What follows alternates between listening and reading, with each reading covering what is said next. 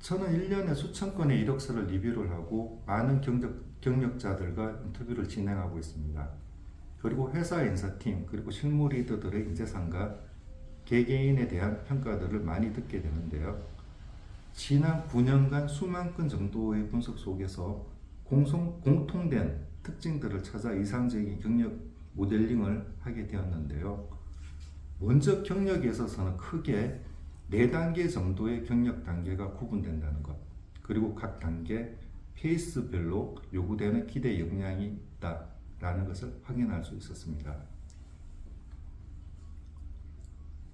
먼저 경력은 1에서 4까지 4단계로 구분할 수가 있습니다. 그리고 추가적으로 알파라고 하는 단계가 있을 수 있는데요. 저는 이것을 4페이스 앤드 알파 모델, 4P&A 모델이라고 부릅니다. 알파 페이스는 모든 사람들에게 적용되고 필요한 단계는 아니고 필요에 따라 거칠 수도 있는 단계인데 추후에 다시 설명드리도록 하겠습니다. 경력을 주기, 페이스로 구분하는 이유와 방법은 각 페이스별로 기대하는 역량이 다르기 때문입니다. 그럼 먼저 여기에서 경력이란 단어의 정의를 한번 내리고 설명을 할까 하는데요. 경력은 진할경, 진할력, 달력력자로 겪어 지내온 여러 가지 일로 사전에 나와 있지만 저희가 경력 관리 차원에서는 경력은 경험과 역량의 줄임말로 이해하라고 합니다. 즉 경력 관리라는 것은 경력 수준에 따른 기대 역량을 확보하는 노력, 경험, 미션이라고 정의할 수 있습니다. 일반적으로 각 단계를 5에서 7년 정도로 구분하면 되는데 이는 업계, 직무, 개인에 따라서 조금씩 다를 수 있습니다. 단 페이스 1의 단계가 3년이라는 것은 여러 업계에서 뚜렷하게 보여집니다. 그러면 이러한 경력 단계를 구분하게 되는 각 페이스별 기대 역량이 무엇이었는지 살펴보도록 하겠습니다. 각 페이스별의 기대 역량은 보이는 것처럼 정의가 되는데요.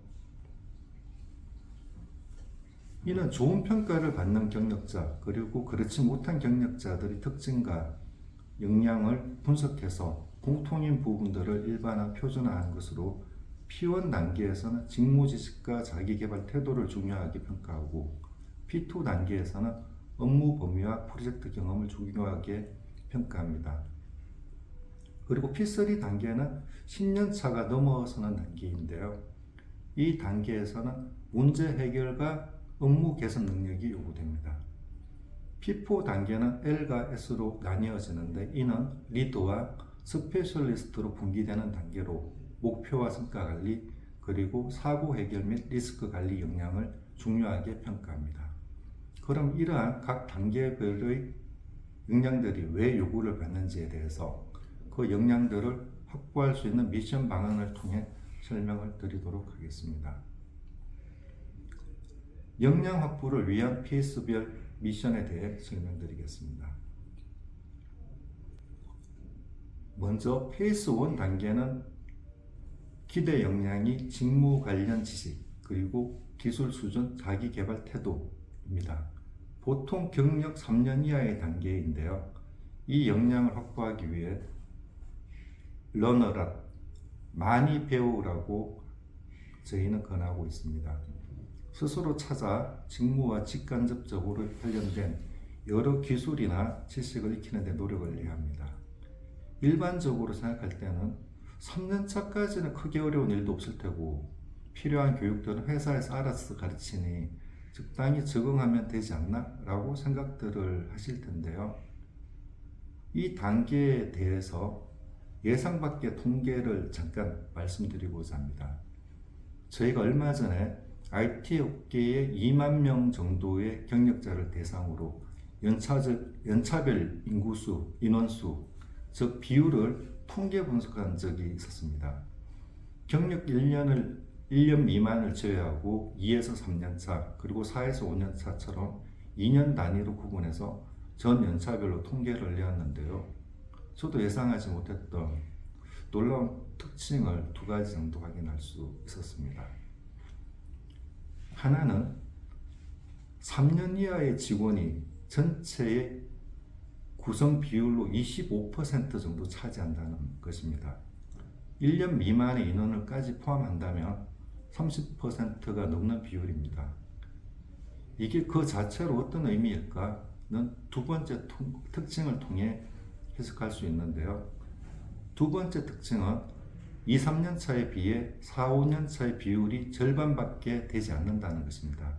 이 말은 3년 차 이후 1, 2년 이내에 절반 정도가 퇴사를 한다는 것인데요. 통계적으로는 48% 정도 감소됩니다. 업계 전체의 통계이므로 이는 다른 회사로 이직한다는 뜻이 아니라 본인이 3년이나 일했던 업계에서 더 이상 근무를 하지 못한다는 의미로 해석이 됩니다. 여기에 다시 1년 미만의 인원까지 포함시킨다면 회사에 입사한 신입사원이 4년 뒤에는 절반도 남지 않는다는 뜻이 되는 것이고요. 저도 여러 사례를 접하고 있어 그런 경우가 많다고는 생각했지만 통계적으로 확인하니 놀랍다는 생각이 들더군요. 왜 이렇게 3년차 이후 급격한 감소가 일어나는지에 대해서는 회사 내 조직 리더들의 인터뷰와 평가를 통해 알 수가 있는데요. 대부분 이렇게들 이야기하시더군요. 저희는 4, 5년차 인원들을 가르치면서까지 일할 여력이 없습니다. A님은 이전 프로젝트에서는 잘 하셨겠지만 저희 프로젝트에서는 다른 기술과 지식이 필요합니다. 아쉽지만 저희 쪽에서는 같이 할 수가 없습니다. 라고 말씀을 하십니다. 3년 정도 지나게 되면 신규 프로젝트나 조직 이동도 업무 변경이 일어나기 마련인데 이때 선택받지 못한다는 것이죠. 기술이나 트렌드의 변화가 잦은 업계 또는 흥행적인 요소가 많은 프로젝트에 참여하는 경우에는 비자발적인 변화를 맞이하게 되는 경우가 많이 있습니다. 현재 수행하는 업무에 집중을 하더라도 기술 트렌드, 다른 업무에 대해서도 관심을 가지고 지속적인 자기 개발을 해야 하고 전문성보다는 폭넓은 이해와 지식을 이 단계에서 갖추는 것이 필요합니다.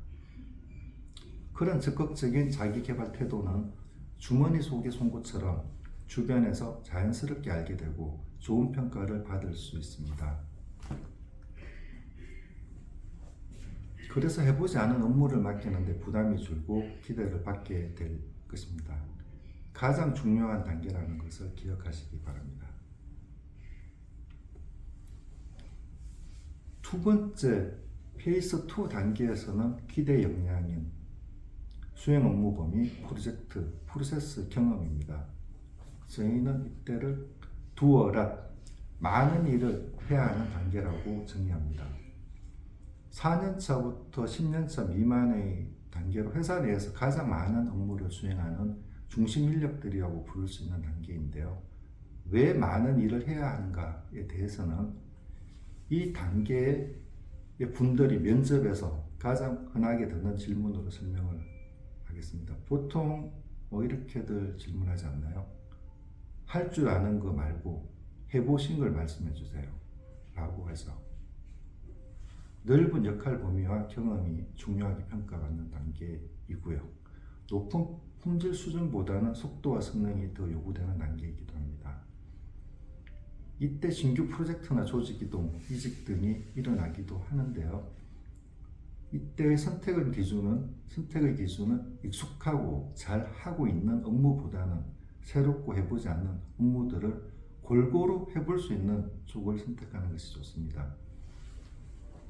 제가 이 강의를 하는 목적은 경력자 본인의 경력 관리를 위해 중심적으로 생각해야 하는 것들을 설명하는 것이 목적이기도 하지만 다른 측면으로는 조직의 리더나 관리자들에게 구성원들의 경력 관리를 지원하는 데 참조하라 라는 목적도 있습니다. 좋은 태도와 실력을 갖춘 인력들이 회사를 나가는 이유 중에 스스로의 발전이 없다 라는 이유가 상당하다는 것을 이해하고 단계별로 역량 강화를 할 수 있는 기회를 만들어주는 것이 필요합니다. 가끔 타성에 젖어 업무 변화를 꺼리는 인원에 대해서도 업무 순환을 권하는 것이 좋습니다. 다음 P3, P4 단계 경력 관리에 대해 설명하도록 하겠습니다.